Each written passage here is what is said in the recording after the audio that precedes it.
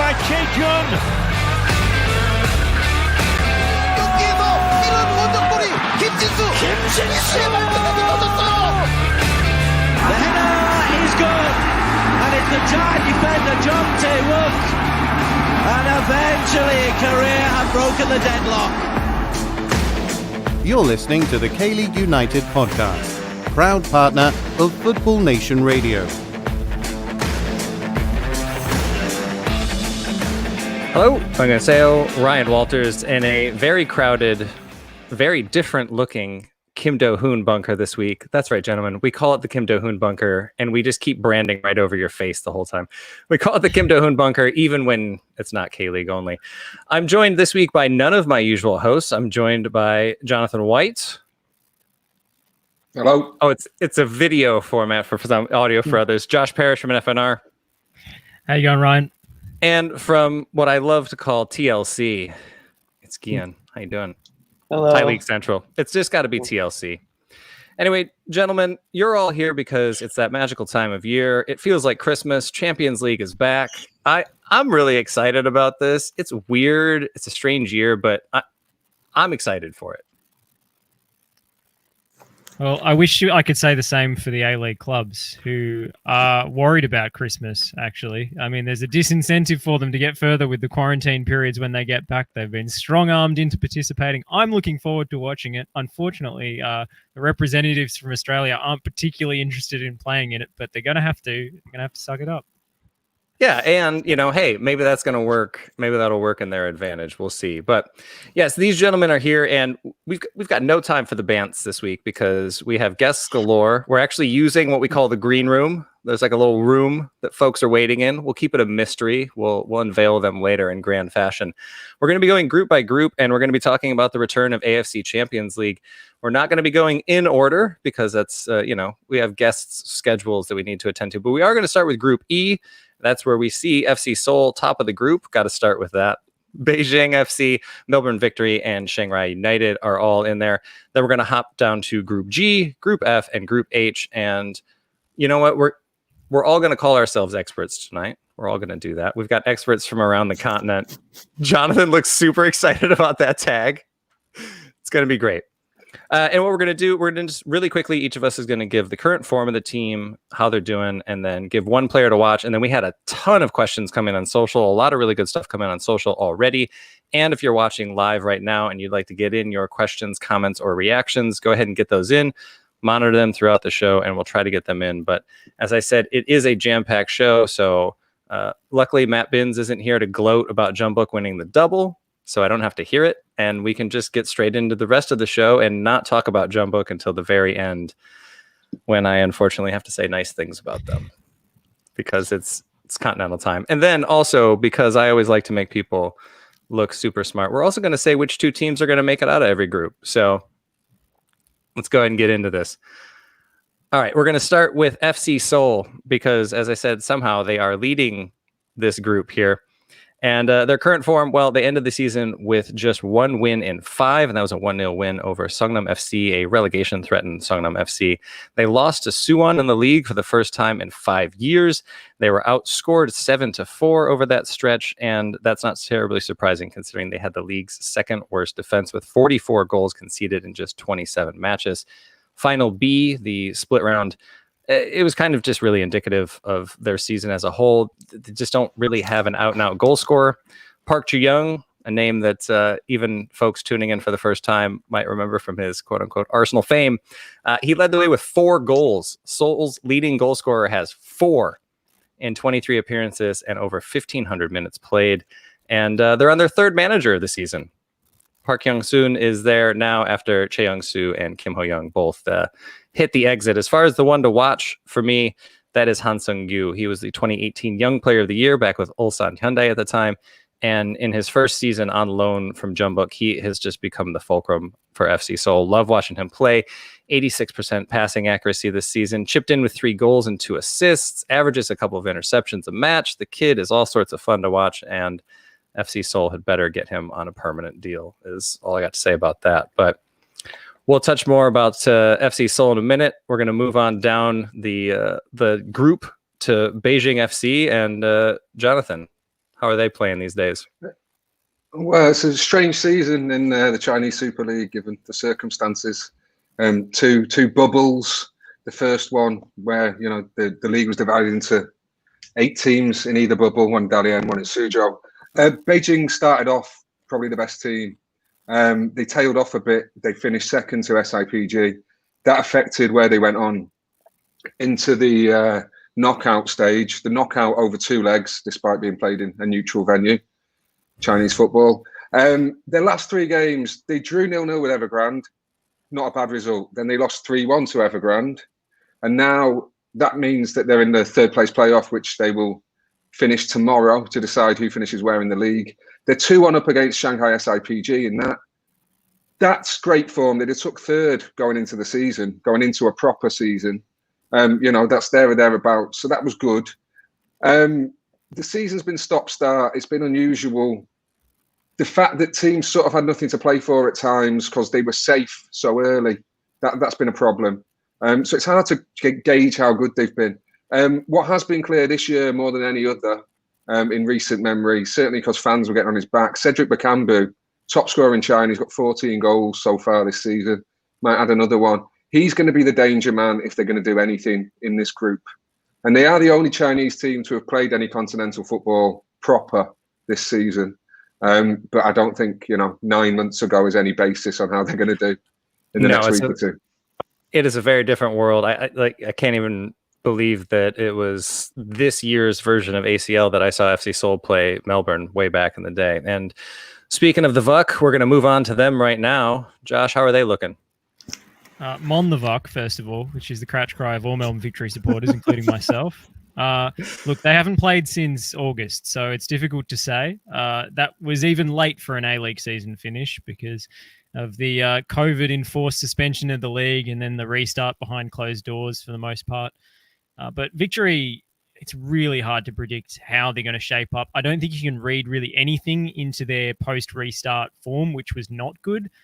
They lost 4 out of 5 games, but they were playing with a very, very young squad, and a lot of players had even departed before the resumption of the season because all of the contracts, in the A-League seem to expire at the end of June, and they had to renew people, and a lot of the foreign players and so forth decided either before then or with the resumption of the league not to renew their contracts. So Victory have gone into recruitment mode ahead of this one, and they have lost a lot of players. Ola Toivonen left way back towards the start of the year, has gone back to Sweden. Lawrence Thomas, a sort of fringe Socceroo goalkeeper, has gone to Denmark, but they have brought in some quality in Callum McManaman and Jacob Butterfield, who are both championship players last season for Luton Town. McManaman, you might remember, being man of the match in an FA Cup final not too long ago. And they've also brought in Ben Falami, who's an under-23 Australian international attacker. So they have reinforced, but none of these players have played a friendly for Victory yet, let alone a competitive fixture. So I just don't think they're going to be in any sort of form or competitive shape or match fitness to really challenge the best teams in this group. Yeah, and one team that is playing right now that does have some form is Shanghai United. And Gian, how are they looking? Yeah, when you say playing right now, very literally they are playing this second against Suwon. Right now. Right now in a rescheduled game because of the Champions League. As for their current form, since lockdown, they've only lost 2 games. They're on course to qualify for the Champions League next year by finishing in the top 4 at the end of the first leg, which is going to qualify them for the 2021 version of the Champions League. So I would stop short of calling them a good side, but I'd say definitely that they're good at getting results in the Thai League context. But if you were to use a benchmark, I don't think they compare favorably to the last 2 Thai teams that really made a difference on the continent, which would be like Buriram in 2014-15 and Muangthong in 2016-17. I don't think they have that level of quality to get out of the group stage the way those teams did. But they're working on a much smaller budget, much less resources. So they're a very pragmatic team, even in the Thai League. They're pragmatic, they're defensive, they have enough individual quality to win any given Thai League game. But I don't know how that translates to playing on the continent. And it's going to be a completely different ball game for them playing against the best teams So I don't have that high hopes for them. And of course, because it's the Thai league, there's managerial intrigue as well. The head coach, Masami Taki, who took over at the start of this season to replace Alton Silva, who won the league with them, he's left now. The Taki is left. His contract did not get renewed. The official story is he wants to go back to Japan to be with his family. And right now, they don't have a head coach. They have an interim coach, Emerson Pereira, who was an assistant for them last year and this year as well, under Alton Silva. But the rumor is at Chiang Rai that the head coach doesn't really play as big a role as in traditional in most clubs. They have a very robust backroom staff who have worked with these players since they were young, whether at feeder clubs or in the youth academy. And there's a very big squad harmony behind the scenes. So I don't think changing the manager will have a big role. And of course the owner/director Mititia Pairat has a big say in decisions the club makes. So it's possible that they will not be phased by losing the coach, and the question really remains if they will hire a new one before the tournament. Yeah, it's just indicative of the year that we're talking about interim and steward managers and everything else going into an international competition. But I'll keep you in the spotlight here because we had Osby Furman came in and just had a litany of questions. They were all really good. So we're going to start with one for you about which team do you think Shanghai can get a win from, considering the form of everybody this year? Thai teams don't travel well. They really don't. Okay. And they really rely on home advantage a lot in the Champions League. I remember Muangthong's campaign where, because the hot humidity and the small stadium, the Thai atmosphere helped Muangthong a lot when they played in 2017. And having all the games in Qatar is probably going to hurt the Thai team a lot. That being said, I think maybe because it's 2 games in a row against Seoul, maybe in the first one they can get something, but by the second one, Seoul will figure them out. And now that I've heard a bit more about Melbourne Victory, maybe there's a chance there. I thought the home game against Melbourne would be Chiang Rai's best bet. And now that it's away, it's in a neutral ground, maybe I'd say 2 draws, Seoul and Melbourne, and then 2 losses, Seoul and Beijing Guoan, if I had to put my, score predictions in there. All right. Well, that's alluding to what we'll get to later. Josh, bring you back in kind of on that note, and you already hinted at this, and you guys have been talking about this on FNR quite a bit. For those that don't know, what would you say is the mood for the majority of the A-League clubs heading into this right now? Well, there's obviously the COVID nerves, I think you'd call them. Mm-hmm. When we look at, what's happened to some of the teams, including the reigning champions in the Western Conference with the bubble in Qatar, hasn't filled the Australian teams with confidence. And, in Australia, in Melbourne, where it's been in lockdown until very, very recently, we've pursued kind of a strategy of getting rid of the disease rather than managing it. So to go to a place that's registering, 200 or 300 infections every day, it's not a positive thing for A-League clubs. They don't actually want to go. The players' union is very disappointed that the AFC didn't really negotiate with them or with FIFPro and before going ahead with this rescheduled tournament. There's that, but there's also a huge monetary consideration, and the cost of actually going over there, the cost of quarantining on the way back in Sydney, where they will have to pay for hotel security, and they're gonna, if they want to go and train, they're gonna have to pay for police and private escorts and things. It's going to cost them $500,000 so when they come back just for those 14 days, collectively the 3 clubs. So that's no fun, especially when you consider in an Australian context, everything is conditioned by what's going on with the TV rights, which is that, without wanting to go too deep down a rabbit hole, basically the pay TV provider essentially bankrolls the competition, and they had a clause in their contract which allowed them to terminate it. They've managed to renegotiate a deal for the new season, but it's at an extremely reduced rate. And then the future beyond that is unknown. So the salary cap has actually been, after long negotiations with the players' union and a potential of a kind of American-style lockout, has been slashed by a third, by around $1 million Australian dollars. The salary cap has gone down and it's never gone down before. So that's led to major bloodletting in terms of players ripping up their contracts and going off to India and sort of things. So it's kind of chaos in the Australian off season at the moment. It's a real restructure of the league in terms of what salary expectations are, what kinds of players the league can actually afford to invest in and afford to keep. And I think you're going to see a lot more young players coming into the mix, which could be of long-term benefit to Australian football, but in the short term, it's really weakened these three squads, but the whole competition. Yeah, and that leads in a little bit. We're running right on the edge there. We got a couple more questions. We'll have to push one to the next segment, but especially Gian, with you here, I wanted to talk about this. But Jonathan, I'm going to throw this one to you first. This came in from Grant on Twitter. And he said, other than ability, what are the perceived stumbling blocks in bringing ASEAN talent to Korea and Japan? I'm going to throw China in here as well. What's stopping clubs from making offers? Is it the culture, style of play, tactical awareness? What is it in the CSL? Because I know what it is here, and I'll get into that. But what is it in the CSL that you think is kind of the roadblock right now? Well, the CSL sort of drifts between, it will have one of its foreigners allotted to an AFC player, and then it will take that away, and it'll just be all foreigners, and then they'll change how many foreigners you can play. There's no impetus to have an ASEAN player. Sometimes there's no impetus to have an AFC player. What there is occasionally is you'll get one slot where you can have a Hong Kong or Taiwanese or Macau registered player, and they come in as free and don't count as foreign. The talent there isn't necessarily something that CSL clubs want. It's something that China League One clubs want. And I think there's still sort of this, generally a big name sort of demand from the owners, from the managers, when they bring in someone, that it's going to be like a South Korean international, if they're going to bring in an Asian player, or an Australian international, the case of Aaron Moy.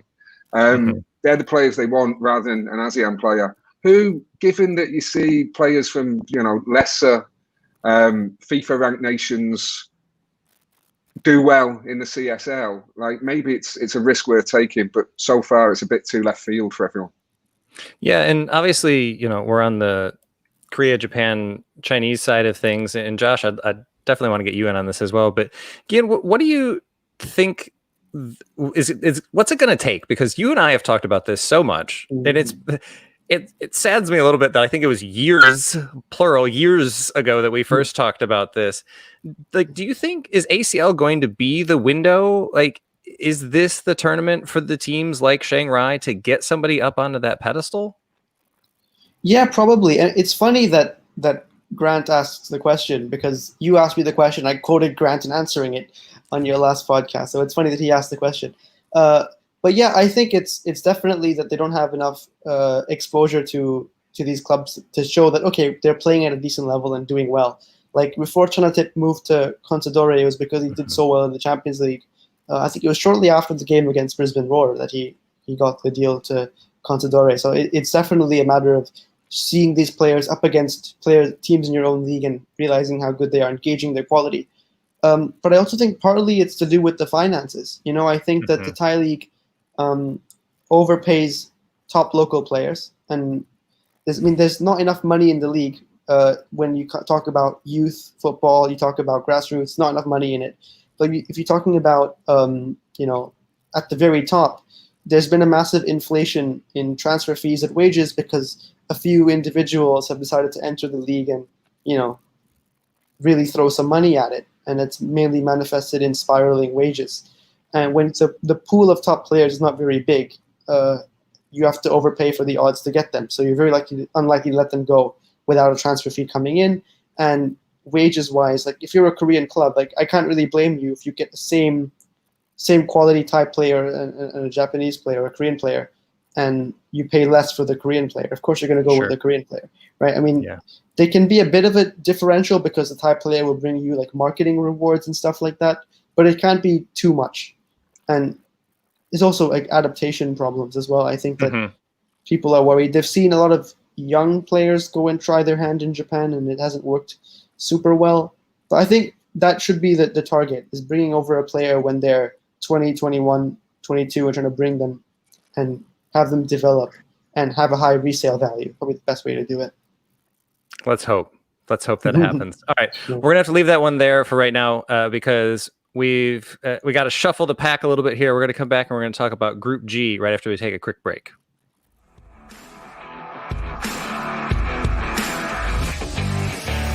Fans, we want to hear from you. You're encouraged to email KLU at info@kleagueunited.com or tweet at KLeague United with any questions, comments or reactions. Or follow us on Facebook to ask directly during one of our live shows.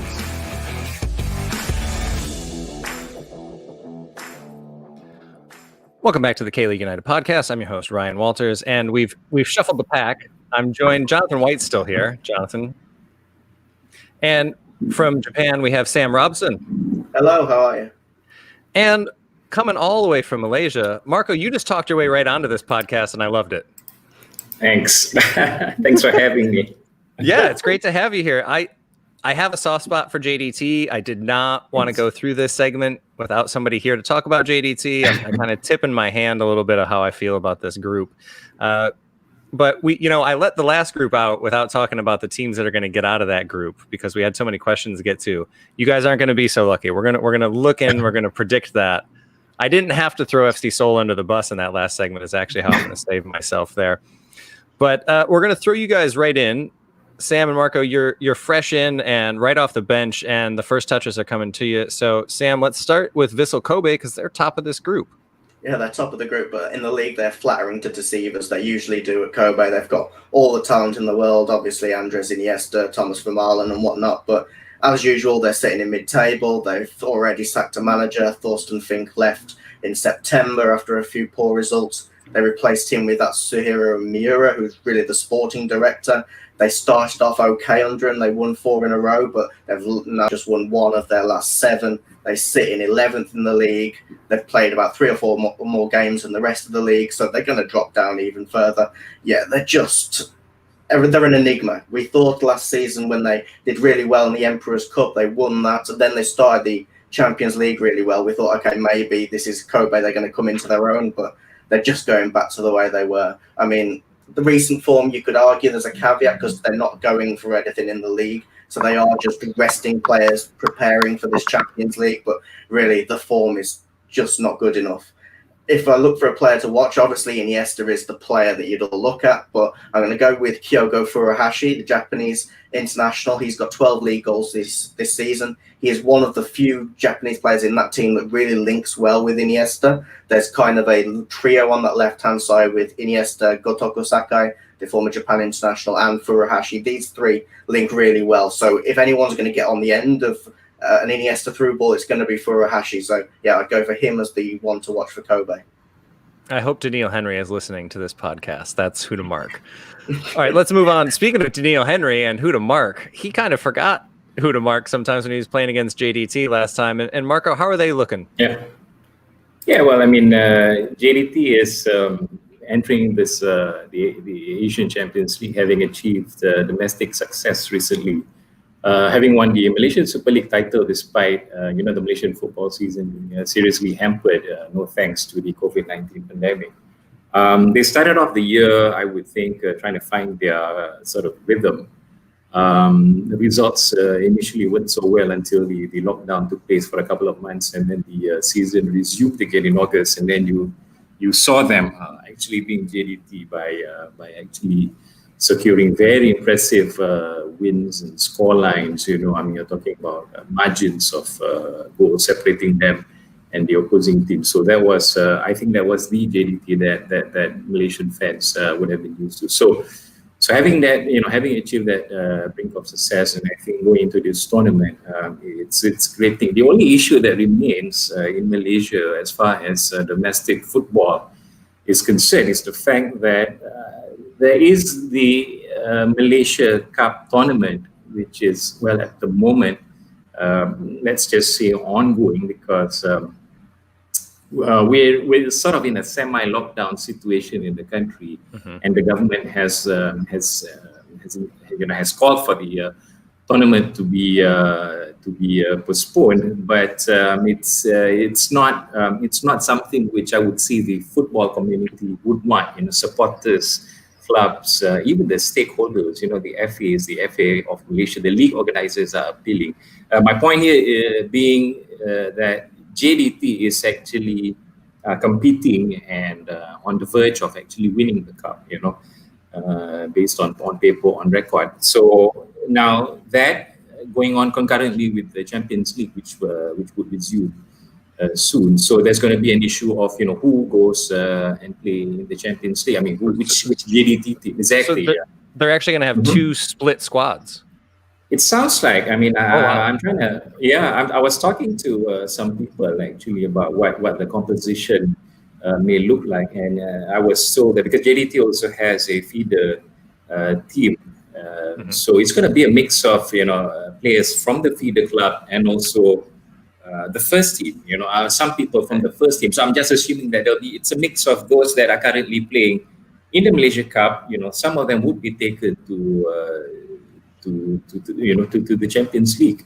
Eventually. So there's no telling. I think as far as players, they announced recently that Diogo, who's been such a great figure for JDT in the past 2 years, will be leaving and would probably not go to the Champions League, of the fact that he's going to be sold to it's not been announced yet, but we are assuming that a Thai club has secured his signature. So I would personally miss him, but otherwise I think there is also some breakout talents. Ramadan Saifullah, which a lot of people in Malaysia are talking about, 19 years old, emerged out of nowhere after the lockdown and upon the league resumption and scoring this impressive goals. And people, and it's only 19 years old. Nobody had heard of him prior, aside from him playing in the feeder club, and already showing that he's ready for first team football and even Champions League. So so that's how they sort of look like at the moment. Yeah.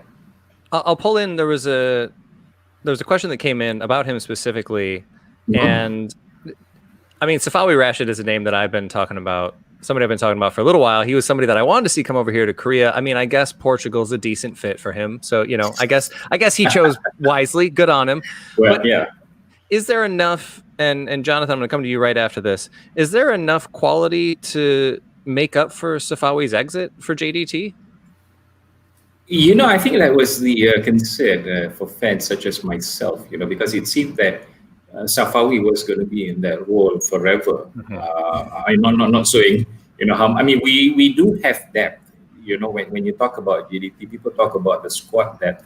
It's just that at that time, you would think that who could actually play in that role, and you would assume that JDT would have either someone in the feeder team, or they would just buy or purchase or someone else from the other clubs to assume that role. But Safawi has been, solid, holding up to that position in every game domestically and even in the Champions League that we saw last year. But I think the coach knew better when he sort of put Ramadan Saifullah into the limelight, into the spotlight.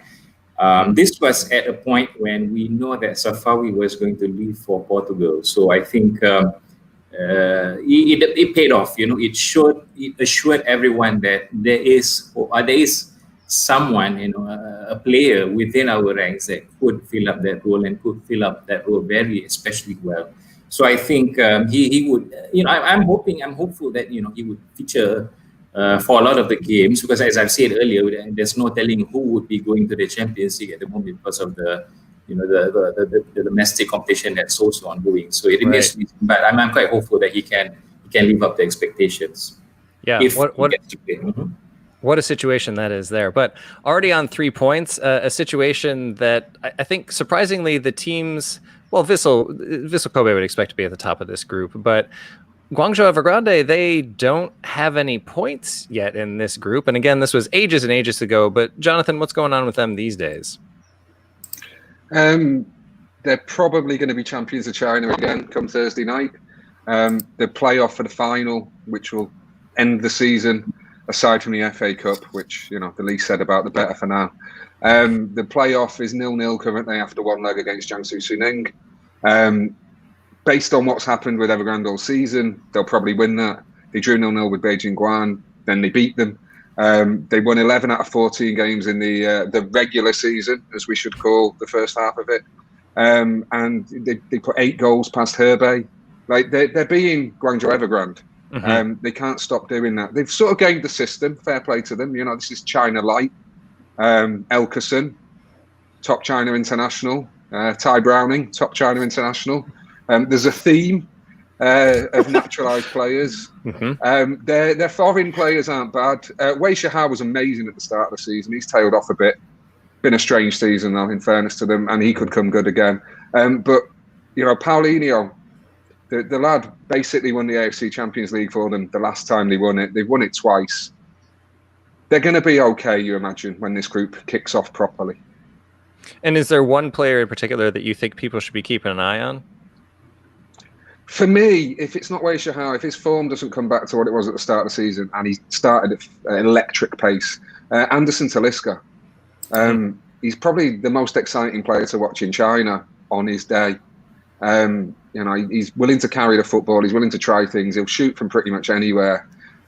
He's not been the same this season as he was last season, but you know, they've not really had much to play for. They were safe to go through basically as soon as the league started. So they're going to be in the top half of it to get to the championship playoffs. And then they've sort of muddled through. Well, an 8-1 aggregate win and a 3-1 win over Beijing Guoan is muddling through for them. Yeah. So maybe Anderson Talisca. Okay. Well, he's causing me all sorts of trouble in my FIFA save, so I'll already keep an eye out for him. I know the feeling. Right? The other team that's in this group here, it's the Suwon Bluewings, and they're actually coming in really good form. The best form of 2020 happened after the league split with them in Final B. They won 3 of their last 5 games, 4 of their final 6. They had their first 3-match winning streak in a calendar year. Adam Taggart got back amongst the goals. He scored 4 of his 9 this season in Final B. And the only loss had plenty of controversy in it as Yang San-min got kicked in the face and had a penalty kick given against him. His trailing arm did cause a handball, but that loss was an interesting one for them to take, we'll say. The one to watch in this group, it's got to be Adam Taggart, I think. He led the team in scoring for 2 straight seasons, half as many goals this year, but it's a weird year, and I think the form that he's in now, if he had more time, he'd have had more goals. And more importantly than any of that, talking to him recently, it seems like he's really enjoying his football under Park Geun-hye, and the style that they're playing, it seems they're a little bit more attacking, and that's definitely fitting him better. There is an interview up with him right now talking about all that on the AFC.com. So all sorts of good things, insight from him there. And for him, he hasn't really made it a secret that he wants a move away from Suwon. Suwon are a selling club. They sold Elvis Saric recently. They just got rid of Kirpich, even though they're going into Champions League. They decided, nah, we don't even want him. So they will sell, and he wants to go. And this is a great stage to go ahead and make your name nice and well known for clubs in the Middle East, for clubs in China, maybe potentially for clubs in Europe. But I think this is a really, really big opportunity for Adam Taggart to go ahead and stake his claim. And again, he's coming in pretty good form right now. So we'll see how that goes. Yeah, it's going to be really interesting. But Marco, you've just got this one segment here, so I'm going to come back to you with the questions that came in. Sure. Before we boot you out here. And this is another one from Grant that came in on Twitter, and he said, will the dominance of JDT have long-term detrimental effects to the Malaysian league? And are other Asian leagues becoming more popular and Malaysia become of it? Please say K-League. Sure, I'll say that. Thank you. I totally believe you. No, really. I mean, I'm just okay. Well, I might so jump onto the second question. You know, we've of course we've sort of experienced you know, the non-football situation, or any football competition going on in Malaysia during the lockdown. So it was quite difficult to you know, to having used to watch a lot of the classic football matches that they were showing on TV. You know, they were showing the English Premier League matches from the 90s and from the 80s. And, you know, that's what we want. That was fun, you know, I think, for a couple of games. But after that, you sort of like, yeah, I think I've had enough of this, you know, replays. So when they started showing, when K-League, you know, started earlier than everyone else, they started showing the K-League in Malaysia. I think we saw a lot of, I see a lot of even my own friends talking about players from the K-League, Korean players, Korean teams, which they never talk about, for most of the time. So it's sort of sustained, despite the Premier League and other football competitions coming under the popular and larger leagues coming back. So you do have a fan base now, so to speak, of people watching the game. We did it. Self-congratulations for K-League aside, because I don't need to tout them any more than I already do. I don't need to be doing that. I'm more interested in that first part. So, like JDT, exactly, I think when people say Malaysian League, casual fans, they're just going to say JDT. I mean, that's the name that's synonymous, and like Jumbuk is here in that way. But is this, especially as we're looking at things opening up, we will have more teams from Southeast Asia, maybe not more teams from Malaysia specifically, but as the tournament opens up next year, is this going to be a situation, do you think teams in Malaysia are going to want to fight for that spot, or is it a situation where they'll say, AFC Cup's fun, we'll go for that, and JDT can go play Champions League? No, I think, number one, I think they saw the sort of potential of the benefits of playing in the Champions League, courtesy of what JDT has been able to accomplish, from last year. I think it really brought that sort of excitement, and it sort of puts, Malaysian football or Malaysian clubs, in another level, and this was helped by the fact that JDT did quite impressively, in the Champions League, despite their, inexperience, entering the competition at the group stages last year, and then despite having won the AFC Cup, they really showed that they are not to be taken as newcomers or So the thing about Malaysian clubs, for me, it's a good, whatever that JDT is doing, you have to look at the positives of it in terms of this is how it's going to be when it comes to our own domestic situation, which means if you can't catch up to what JDT is able to do and produce on the field and achieve domestically, and especially, I think, at the regional level, then, that is the standard that you should sort of try to attain. And I think a lot of these clubs are beginning to realize that, they have to catch up. Mm-hmm. I like the fact that the JDT effect, as I think people would call it, has been, sort of spill over, even to the extent that the national team or the FA of Malaysia is able to, to sort of change. They've sort of transformed thanks to this breath of fresh air that JDT has brought into Malaysian football. The impact is beyond the leagues, the clubs. I'm talking about the national team, what our national team, is able to do.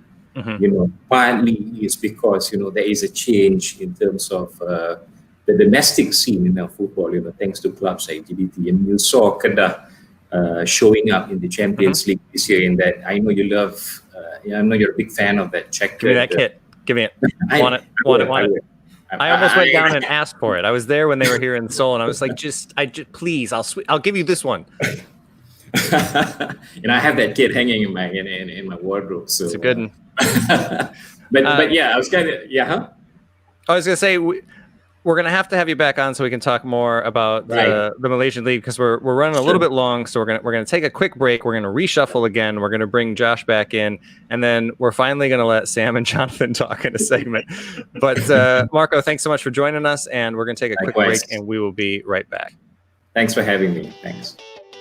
FNR is a revolutionary football-dedicated digital platform, the first of its kind in Australia.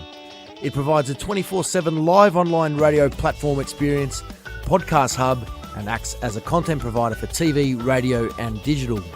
Having reached millions of listeners and football fans since launching, FNR is accessible worldwide via its website or app, providing a platform to discuss, debate, and celebrate the world game. We are your voice of football, FNR Football Nation Radio. Welcome back to the K-League United podcast. I'm your host, Ryan Walters, joined by Jonathan White, Josh Parish, and Sam Robson. And this is it. We're done reshuffling. It's going to be the four of us for the last two groups. Josh had to bring you in with a little FNR love for you there. Do love the use of that clip as well. Fantastic.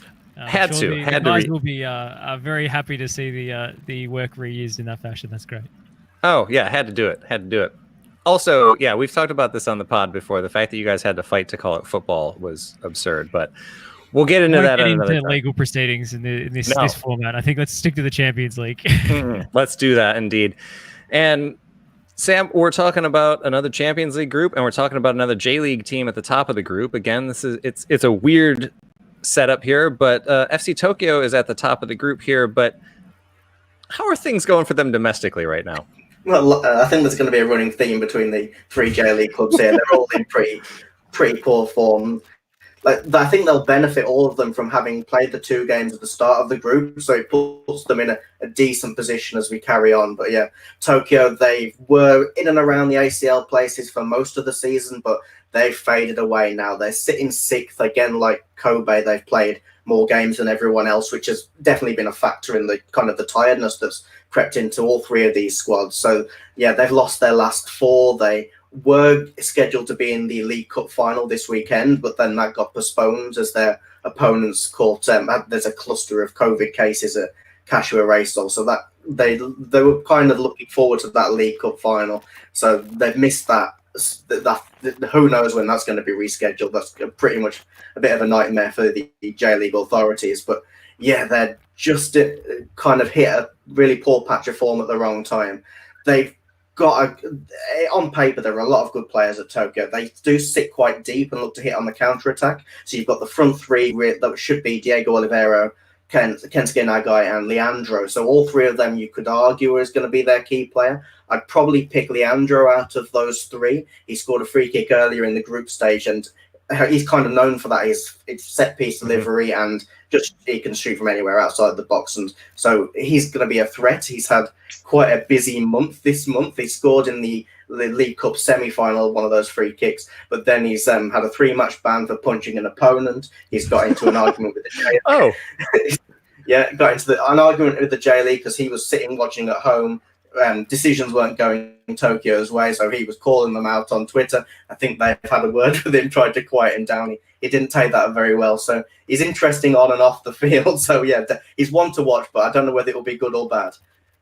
I mean, I'm intrigued. I'm in.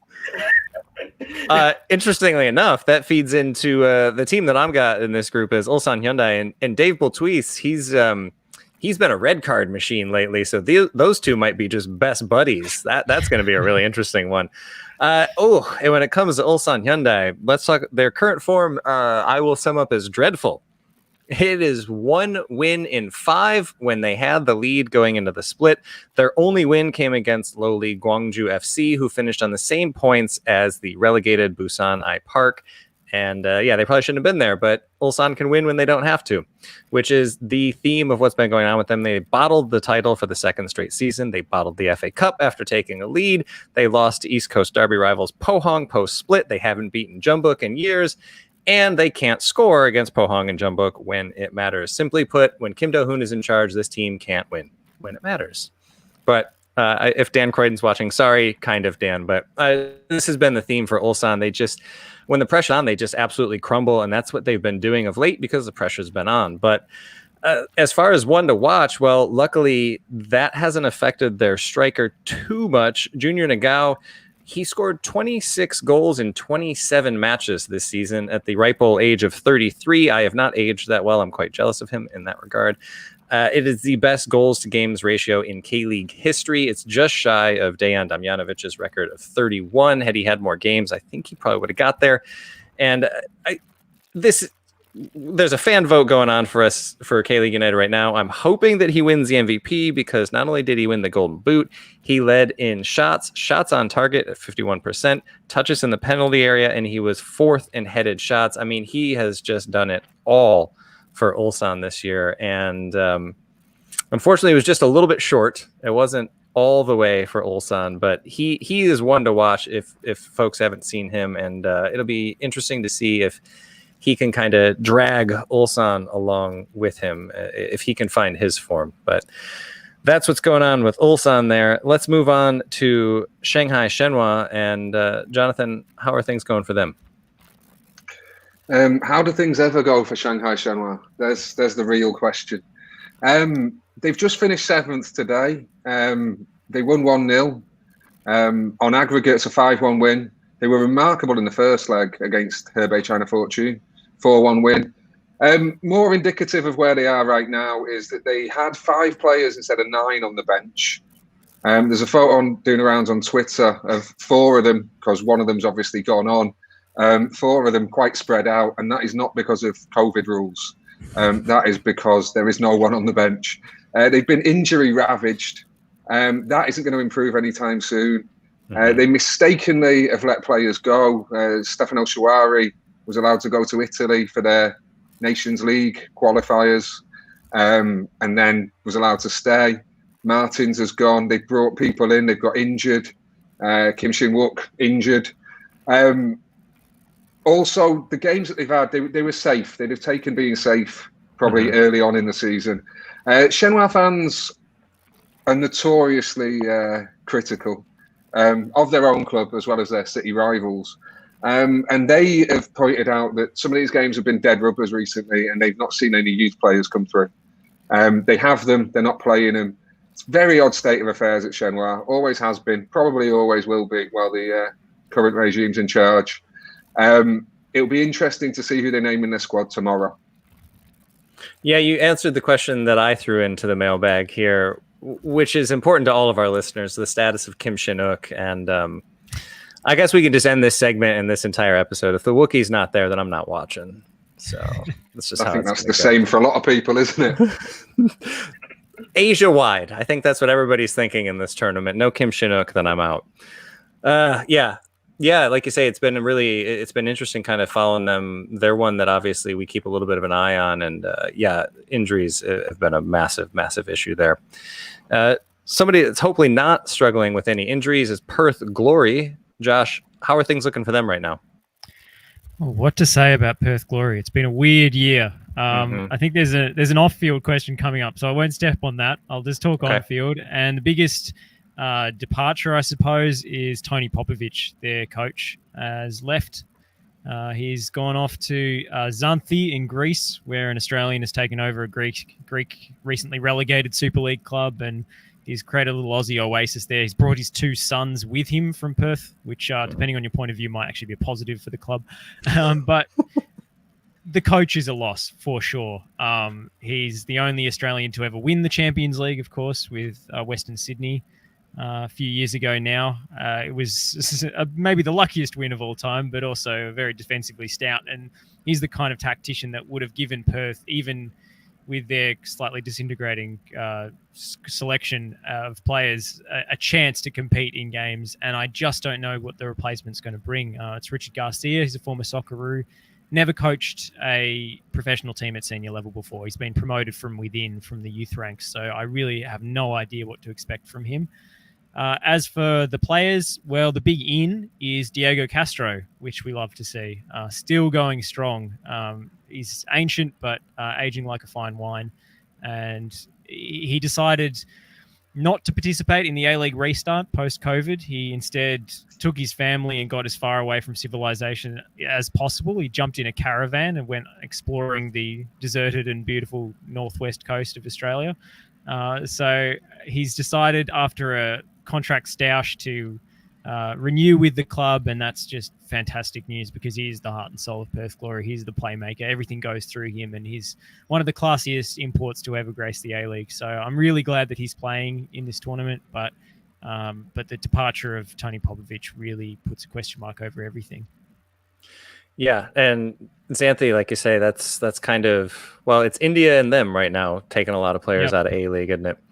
And yeah, you kind of hinted at this, and we'll just keep this with you. And I see that he's watching now. Dan Croydon came in on Twitter, and he asked, what's the state of Perth Glory? Seems like they've been suffering all kinds of issues on and off the field. Like you say, you just touched on the on-field.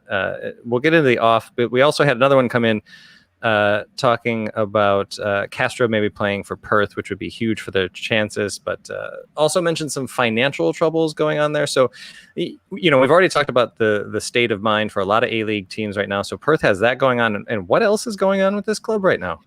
Well, they're backed by Tony Sage, who's a very proud West Australian, and he's owned the club for many years, and he's sunk a lot of his own money into it. And he's been crying out for some time that he can't keep just throwing good money after bad to run the club, and he doesn't want to sell it because he loves it too much, and he's sort of a sunk cost fallacy at this point as well. He doesn't want to give up after spending so much.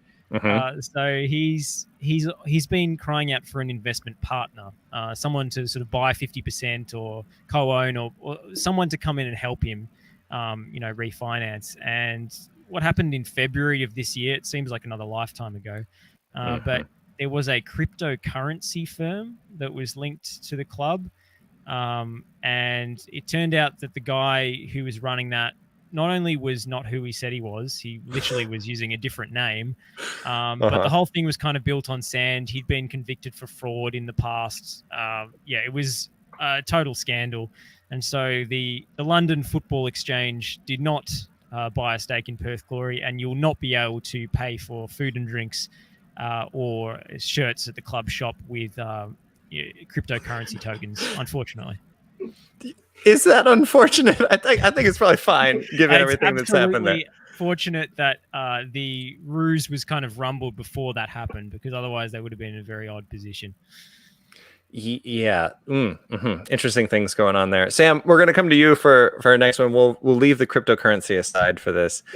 Ozzy Furman came in with another one. He said Tokyo have lost 5 of their last 6 heading into ACL. What's contributed to their problems? What's going on there? I mean, it's a few things, and I think we could probably use this maybe to get an excuse out of the way for all the Japanese teams. When the league was scheduled, we had no idea when the ACL was going to happen, if the ACL was going to happen. So the league was scheduled through till December, so as normal. Then it was first rearranged for October, so all the 3 Japanese teams' fixtures during that period were rescheduled and brought forward. So they played them all midweek rounds. Then again, they had to reschedule when it was moved to November, December. So basically those 3 ACL clubs have played every 3 or 4 days since the middle of August all the way through to the start of this month. So they're absolutely shattered. So it's so difficult for anyone to keep consistency during that period, especially if you're trying to play your first team every game. Certain teams have tried to rotate, but again, that consistency can't be there. So that's why I think Tokyo have really run out of steam. And combined with that, they have a habit now. After last season, they let Takefusa Kubo go. Obviously, to Round Ridge, you can't do anything about that, but they didn't. They didn't replace him, and this season, not quite to the same level, but 2 Japanese internationals have left again. Kento Hashimoto, the holding midfielder, terrific player. He's gone to Rostov in Russia, and Sei Moroya, the Japan national team right back, or probably second choice right back, he's gone to Hanover. So again, they've not replaced those players. We've got 2 young players at right back fighting for that position. They've got potential, but they're going to be caught out at the back quite often, and they haven't really got an actual holding midfielder anymore. They're trying to play. They've got 2 or 3 different players that they'll try and fit in, but it doesn't really work. So I think that's cost them as well. They're definitely not as strong as they were at the beginning of the season. I think that's why they tailed off last season. I think that's part of the reason they're tailing off this year. Interesting. Yeah, those midweek games, that'll add up. And I think it's the form that everybody's in coming into this is just so all over the place and so interesting. And we got one more question in this, and then we're going to take another quick break and come back. And this podcast is just going to be over an hour, and people have to #deal with it. This came in from Thomas Pennington on Twitter, saying, given how the season unfolded for Jeonbuk and Ulsan, while J-League teams Tokyo, Yokohama, and Kobe have struggled with their schedules, does this bode well for K-League to snatch top spots, or are CSL and A-League teams a dark horse to sneak past? Jonathan, I'll come to you here. Would we say dark horse for CSL teams? I wouldn't say dark horse ordinarily. You can normally guarantee that the 3 or 4 CSL teams will get out of the group. Then they'll face each other, and the internecine nature of Chinese football will eat itself, and Evergrande or SIPG will come out on top. That's what usually happens.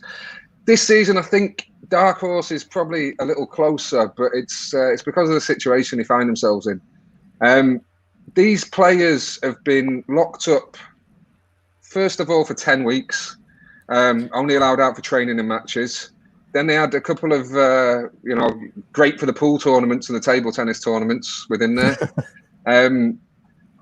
Go on, Bakambu. But then they had a couple of weeks off. They've been locked up again. Those who are going to the AFC Champions League are about to be locked up a further time. There was worries about mental health issues at the start of this. Don't know where they are at now mentally. It'd be understandable, if this would affect the teams and the players. They've had a very, very odd year. The other thing right now is there's an uncertainty if the Chinese teams are actually allowed to go. The latest news out of China, which was reported by Reuters today, is that they're expecting approval to go, but they've not actually been given it. So I know Shenhua and SIPG have got a charter flight booked to take them to Doha, but right now they're not allowed to get on that. So that's just another layer in this. So I don't know how they can concentrate on the football. Yeah. The counter to that is they can only concentrate on the football, but I'm not sure that's how footballers work. Well, there you go, Ulsan. This is your chance. Josh, real quick, though, I mean, do you think that this could work in A-League clubs' favor? Yeah, potentially. I mean, there is all sorts of other issues going on in the A-League with so much squad turnover and so forth. But apart from Melbourne, where I live, there's been virtually, very low or COVID-free across the country. So most places have continued as normal. So they haven't been locked up. I mean, Perth certainly has been, they've just sort of closed the border, Western Australia, and they've been living life as per normal. New South Wales has been a bit different, but still, they've been able to train and so forth.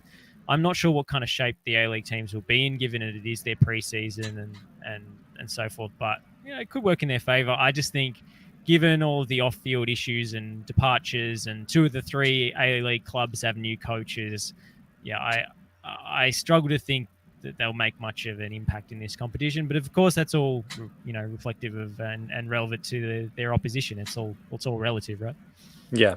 I've managed to forget to have us predict the 2 teams out of the first 2 groups, so I won't have us do it in this one. I won't do that to us. We'll just leave that in the folks in the comments, which I see quite a few folks have been commenting throughout. We're going to try to get to that in the last segment here, which we're finally getting around to. So keep those coming in. We'll get to that. We're going to take a really quick break, and then we're going to come back and talk about the group in the East that is putting the champions in Champions League. It's Group H, and this one's interesting. We'll be right back.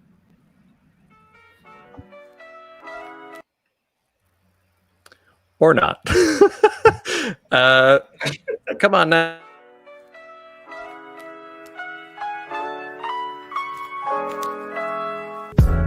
G. Lewis is your neighborhood British bar and cafe located in the Old Giro district of Seoul.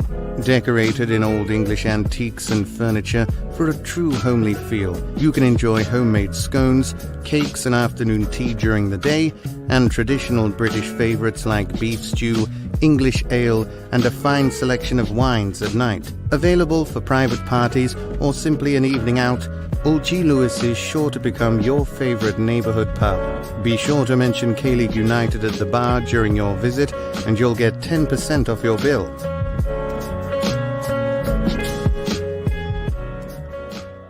Welcome back to the ALeague United podcast. I'm your host, Ryan Walters, joined by the now regulars for this. It's Jonathan White, Sam Robson, and Josh Parish. And gentlemen, we are into the group that is definitely putting the champions in Champions League. This is undoubtedly the group of death in the East.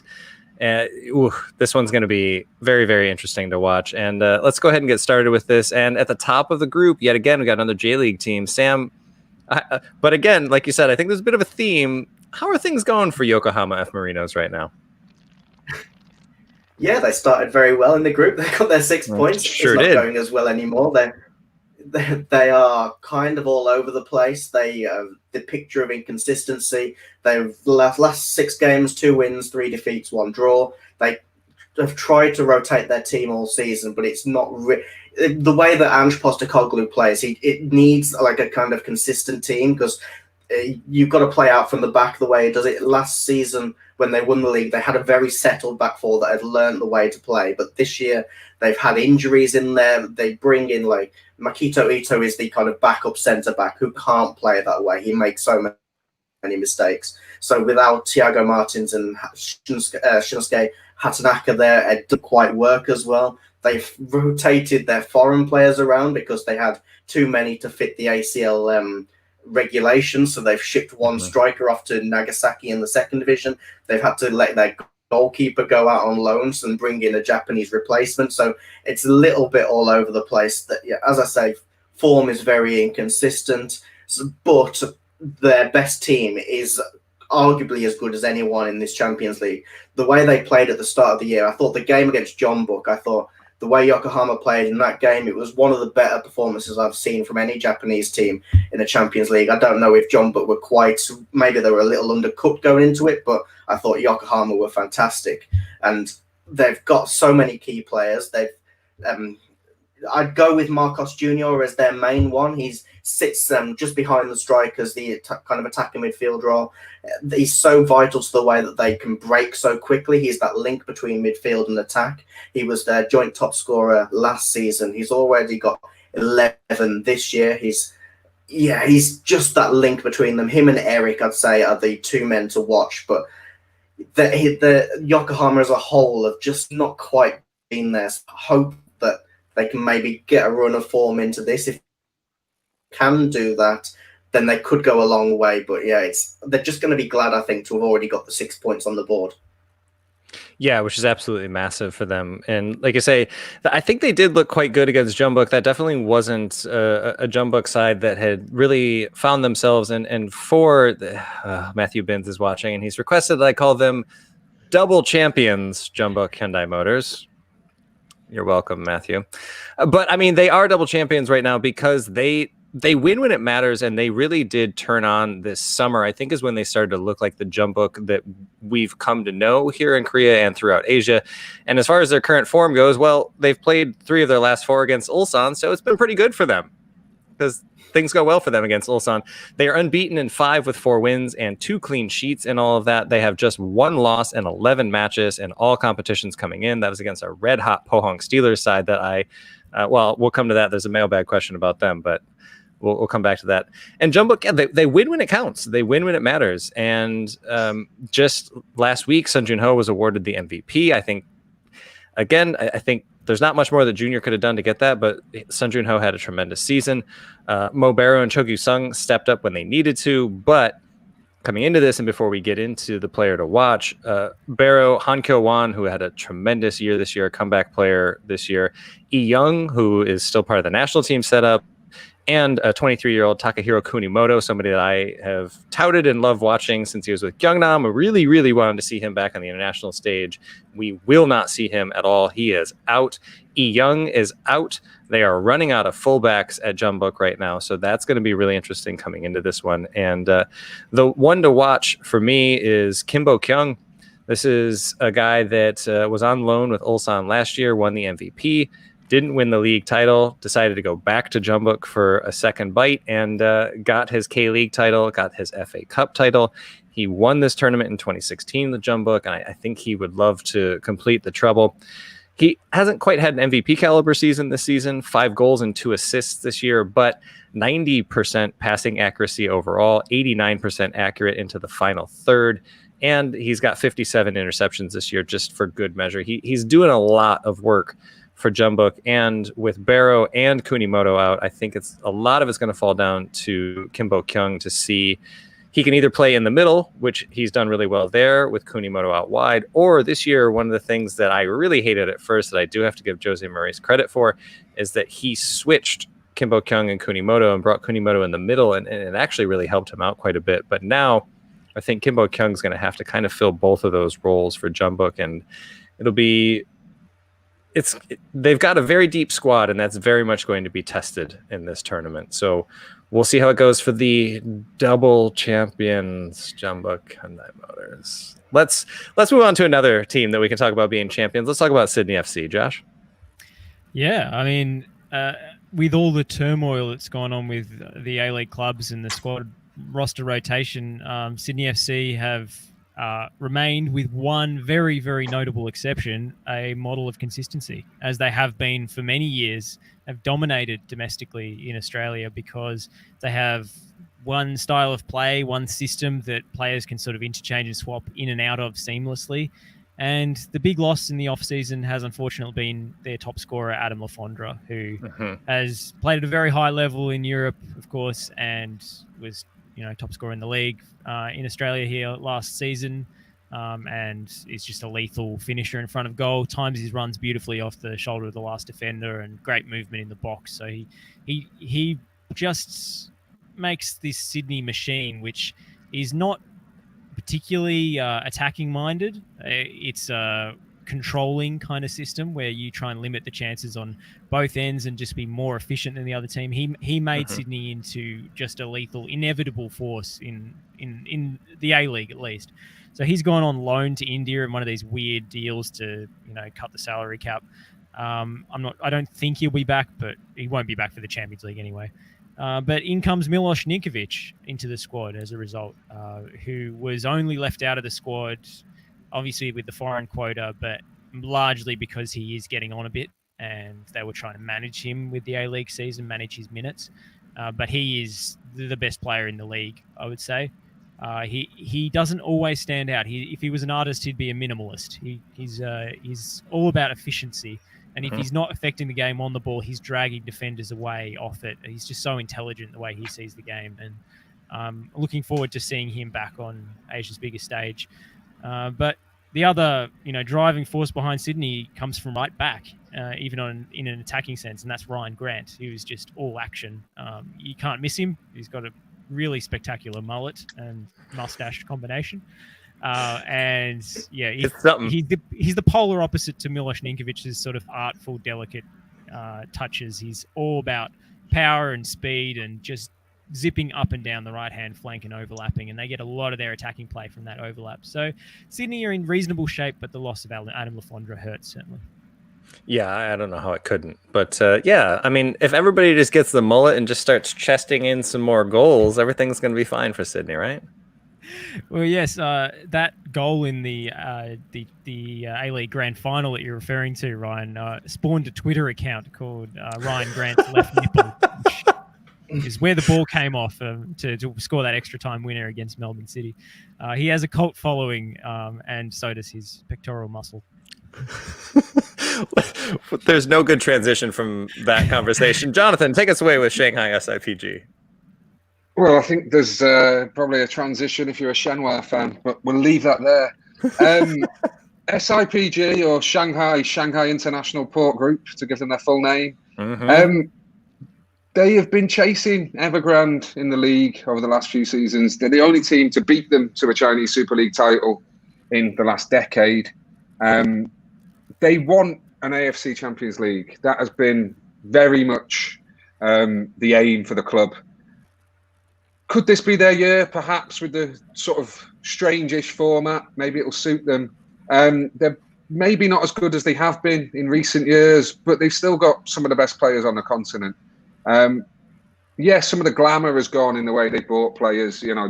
They were sort of the Chinese Super League poster boys, Hulk, Oscar, massive players. Now, no offense, but Aaron Moy. That's a little bit different. That's the caliber of. I thought you were going to come for Lopez. I was going to say, don't you come for Lopez on this show, my man. No, Lopez is okay. But they've set their sights a little bit lower. The players are good. They're bringing in. They're a cut above in the CSL. Are they going to be a cut above in the Champions League? It's hard to say. The keeper's good. They've got a solid foundation. Good midfield. It all depends on what happens with the foreigners. And some days Hulk's off the boil. Some days Arnautovic doesn't play. It's hard to see how they're going to turn up. But if they do turn up, Oscar will be integral to this. And they're very capable of once again going through and maybe going a bit further than they have done in previous seasons. Plus, they have the stability, unlike most Chinese Super League teams. Like, Pereira's been there for what seems like a lifetime in Chinese football terms.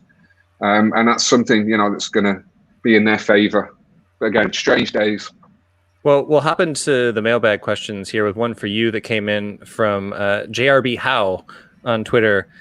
Said that SIPG has collapsed and they have to fit 6 matches into this truncated group stage schedule. Everybody else has 4. And he says there's going to be no obstacle for Jeonbuk. This was in direct conversation with one Matthew Binns, in case that wouldn't be obvious. But how much of a concern is that 6-match schedule for them? It is a concern. It's been a similar sort of concern all season, though. It was a truncated first part of the season where there was 14 games in, 7 weeks, 8 weeks. And that is the problem, that a Chinese team normally doesn't have. They play every weekend usually, and midweek games are few and far between. There's big gaps in the season usually for the national team to get together and learn things, whatever they do. That haven't had that this season, so teams have been chopped and changed. It's been stop-start. At least I would say this time they have the preparation for these 6 games in close proximity. But Jeff's right there. Like there is a problem for SIPG. They've sort of stuttered over the line. It could be that they come 3rd again, though, tomorrow, if they beat Beijing Guoan. And then that's not a bad season, even if they have stuttered. They were great at the start of the season. They second best team in China behind Evergrande, top of their own group. But yeah, that has tailed off as the games have piled up. Yeah, and it's already a really busy schedule as it is, so it'll be it's a big ask for them. Another big ask, Josh, this one's for you. The goalkeeper of the year in ALeague has decided to just maybe not play. Well, not maybe, but has decided to not come to this tournament because maybe might have a kid during this time. I'm not going to say it as an excuse, but it just goes to show that most of the players aren't keen to go. And if they can come up with a convincing one, I think, he's got a newborn due in January. So fair play to him, Andrew Redmayne. He's not coming, and that is a big blow for Sydney, of course. He was kind of a figure of fun at Melbourne City and Western Sydney Wanderers. He made a bunch of high-profile gaffes, but since he's moved to Sydney, he seems to have just built up his big game confidence, and just being in that culture, I think, that winning culture that they have there has really turned him into the best goalkeeper in the league, unquestionably now that Lawrence Thomas has gone off to Denmark. So he's sort of dancing on the line. Bruce Grobler antics won Sydney the 2019 grand final in the penalty shootout, and so he's a big loss because his shot stopping ability and his athleticism is crazy, and he is a fringe Socceroo at this point. I think unquestionably Matt Ryan's still number 1, but he's probably number 3. So Sydney do have a young goalkeeper who's been in the under 23s for Australia, Tom Hewitt-Bell, I believe his name is. I've only seen him play 1 A-League game. He's only played 1 for Sydney and a couple for the Mariners several years ago. So who the hell knows what he's going to do against these gigantic teams. He is highly rated, I'm told, but this is just a different stage for him. So that could be a weak point for Sydney for sure. Yeah, that is a big ask to just go ahead and hop onto this stage and get going. Sam, I'm going to bring you in for this next one. This one's actually for all of us here. This came in from L on Twitter and said it's been a year or more since these teams qualified. If you could switch out one team for your league, and this is, Sam, why I'm coming to you, because there's been that theme of the J-League teams maybe not doing as well in the league as they had to earn these spots. Which team would you switch out? And do you think that they would have a chance of winning it? Well, you'd have to bring in Kawasaki Frontale. They are well and away the best team in the league this season. It's just been ended, but they had a run of 12 straight victories. They are way ahead of everyone. They've just managed this schedule a lot better than everyone else. But they're not necessarily a team that's done very well in the Champions League. They've been in quite a few times the last few years. They maybe get last 16, but for whatever reason, their style has not necessarily meshed with success in the Champions League. So, but they would have to be the team to go for. They've got so many good players. They've got enough for 2 squads. They can rotate in and out. They don't look weaker. So, yeah, you'd have to bring them in. I don't necessarily know if I want to offend fans of either team to kick one of them. I was going to say, I'm going to make you do it. This is Ultimate Football Manager. You've got this decision. You got to cut one. Who are you cutting? Well, they're used to the brunt of everyone's hatred, so I'll go with Kobe. Get rid of Kobe. I know maybe it deprives Asia of watching Iniesta on the biggest stage, but we'll keep him to ourselves, and we'll bring Kawasaki in to replace them. All right. Jonathan, same question for CSL clubs. Kick out Evergrande. Why not? They're there all the time. It's boring. The sensible thing to do, given the way the season has gone, would be to let Jiangsu Suning in. But they're going to be there next year. If I was to put anyone in, it'd be Wuhan Zhou. They were great last season. They came up. They finished fifth, I believe, under Litier before he was given the China job. They had a very, very tough pre-season where they were locked in Spain and then locked in Wuhan. They were locked outside of Wuhan and then eventually let back in. It looks like they're going down one way or another. They're in the bottom relegation playoff. The team who loses goes down. The team who wins this gets to play the team who finished second in China League One. So let them have an AFC Champions League run, like Wigan against the Europa League when they won the FA Cup. One last hurrah when they're relegated. Why not? All right, I like it. I'm for it. I mean, K-League almost had two. I mean, FC Seoul was in the relegation scrap. So, you can get teams down there. Josh, actually, I'll go ahead and touch on that. I would say FC Seoul is the team that I would replace in this. I think for several reasons, current form, and also, they just had a teammate that was found from believed suicide. They're not in the mood for this. They're not in the form for this. Let these guys spend time with their family. And you don't even have to switch out the colors because you could just put in Pohang Steelers. They'll be there next year. And are they fun to watch right now? They are just flying high, scoring goals for fun. I was tempted to say Daegu FC just so we could make them travel with Rika the Hedgehog and get that mascot out there.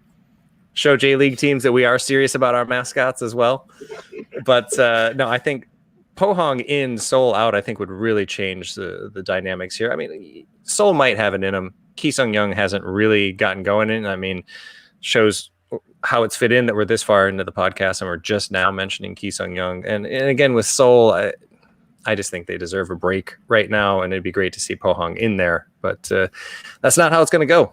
But Josh, if you could replace one team, and then who are you throwing in there? I'm really curious about this one.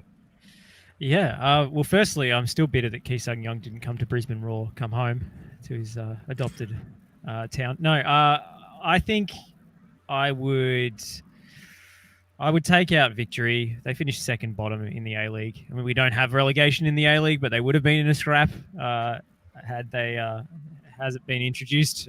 Maybe many, many years till we see that. Hey, the unbundling just happened. So well, yeah. I mean, the FFA still has control over promotion and relegation, which might be a good thing considering the A-League clubs are probably the least incentivized to introduce it because they don't want to go down. But anyway, I would take out Victory. They've had an awful season. This problem that this question, which is a great question, by the way, that points out is even more pronounced in Australia because of the way the seasons line up. Australia goes in this Southern Hemisphere summer season, which follows Europe, and by the time it gets to the business end of the Champions League, they're out of sorts. So it's slowly changing. I think they're going to slowly move towards a winter season, and this COVID delayed season that's coming in last week of December will be a sort of half step towards that, towards aligning with the rest of Asia, which I think is a really interesting move that will have loads of implications. But who am I going to bring in? Western United, I think. Okay. I probably should say Melbourne City because they made the grand final, but they lost. Are you really going to take out Victory and put in City though? Are you going to? I can't do that. I can't do that to my Buck brethren. So I think I would say Western United because they are really interesting tactically under Mark Rudan. They have a savviness to them that I think could work well in a Champions League setting because they can play in multiple ways. They can press high or they can sit deep on the edge of their own box. They can play a possession game. They can play in transition. They're really happy to mold their style of play based on the opposition and what it demands. So that's why I think they would do well in a Champions League setting. Plus, I mean, who doesn't want to see Alessandro Diamanti back in the competition, right? And if we're talking about kits, get that away kit in there. With Diamante wearing that thing, I'm all about it. I like it. It's a polarizing one. I like it, but a lot of people hate that one. Be bold is my thing. Be bold. I mean, I want the Keta kit. I just want these things because they're shiny. Anyway, Well, we didn't do the predictions, so I won't throw anybody under the bus there. We'll leave it right there because we've gone a little bit over, and we won't try to predict who's going to make it out of this group. So we're about 20 minutes over where we usually are. So I'll just tell folks that if you want to support the podcast and what we do, we are on Patreon at patreon.com/KLeague United. You can get all sorts of exclusives there, which I won't go into now because, again, we are a little bit long on this episode. And you can hear us every Thursday on Football Nation Radio down in Australia, and you can hear Josh there daily. We're on 3 times a week, and then we have some other shows sprinkled in on Tuesdays and Thursdays. So, yeah, daily, we can say. Okay, so very frequently anyway. And if you like and subscribe to this podcast and leave us a review wherever you download your podcast, you will be entered into this month's K-League kit contest, which is a double champions Jumbo Hyundai Motors Kimbo Kyung away kit. Speaking of kits that I like this one. It's the white one. It's got the hoops on it. It's a pretty nice kit, and all you have to do is just leave us a review. But for now, for this jam-packed episode, getting ready for AFC Champions League. For Jonathan White, Sam Robson, Josh Parish, I'm Ryan Walters. Thanks so much for listening.